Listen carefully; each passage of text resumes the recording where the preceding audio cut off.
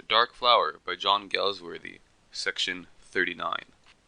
When on that November night Lennon stole to the open door of his dressing room and stood watching his wife sleep, fate still waited for an answer.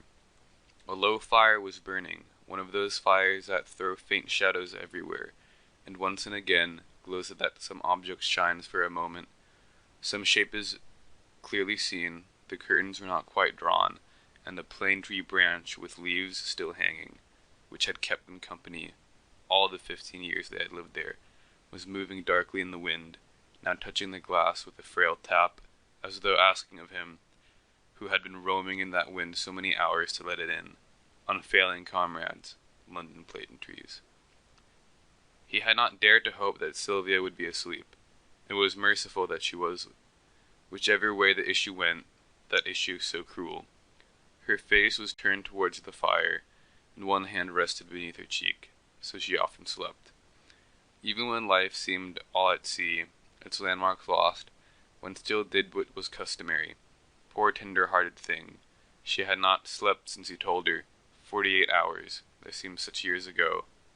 With her flaxen hair and her touching candor, even in sleep she looked like a girl lying there, not so greatly changed from what had been that summer of Cicely's marriage down at Hale. Her face had not grown old in all those 28 years. There had been till now no special reason why it should. Thought strong, feeling, suffering, those were what changed faces. Sylvia had never thought very deeply, never suffered much, till now. And was it for him, who had been careful of her, very careful on the whole, despite man's selfishness, despite her never having understood the depths of him, was it for him, of all people, to hurt her so, to stamp her face with sorrow, perhaps destroy her utterly? He crept a little farther in, and sat down in the armchair beyond the fire. What memories of fire gathered into it, with its flaky ashes, its little leaf-like flames, and that quiet glow and flicker. What tale of passions! How like to a fire was a man's heart, the first young fitful leapings, the sudden fierce, mastering heat, the long, steady, sober burning, and then that last flaming up, that clutch back at its own vanished youth, the final eager flight of flame, before the ashes wintered it to nothing. Visions and memories he saw down in the fire, as only can be seen when a man's heart, by the agony of long struggle, has been stripped of skin and quivers at every touch. Love.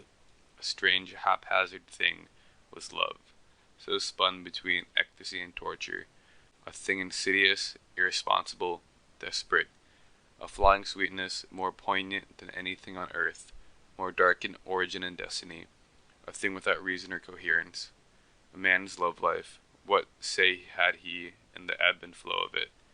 No more than in the flights of autumn birds, swooping down, alighting here and there, passing on.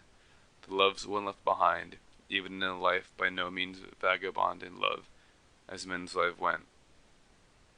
The love that thought the Tyrol skies would fall if he were not first with a certain lady, the love whose star had caught in the hair of Sylvia, now lying there asleep. A so-called love, that half-glamorous yet sordid little meal of pleasure, which youth, however sensitive, must eat, it seems. Some time or other with some young light of love, a glimpse of life that beforehand had seemed much and had meant little, save to leave him disillusioned with himself and sorry for his partner. And then the love that he could not, even after 20 years, bear to remember, that all-devouring summer passion, which in one night had gained all and lost all terribly, leaving on his soul a scar that could never be quite healed, leaving his spirit always a little lonely, haunted by the sense of what might have been, of his share in that night of tragedy, that terrible accident on the river no one had ever dreamed. And then the long despair which had seemed the last death of love had slowly passed, and yet another love had been born, or rather born again, pale, sober, but quite real. The fresh springing up of a feeling long forgotten, of the protective devotion of his boyhood. He still remembered the expression on Sylvia's face when he passed her by chance in Oxford Street, soon after he came back from his 4 years of exile in the East in Rome, that look, eager yet reproachful, and stoically ironic, as if saying, "Oh no, after forgetting me 4 years and more, you can't remember me now." and when he spoke, the still more touching pleasure in her face. Then, uncertain months with a feeling of what the end would be, and then their marriage, happy enough, gentle, not very vivid, nor spiritually very intimate. His work always secretly as remote from her as when she thought to please him by putting jessamine stars on the heads of his breasts. A quite successful union, not meaning, he had thought, so very much to him, nor so very much to her, until 48 hours ago he told her, and she had shrunk, and wilted, and gone all to pieces. And what was it he had told her?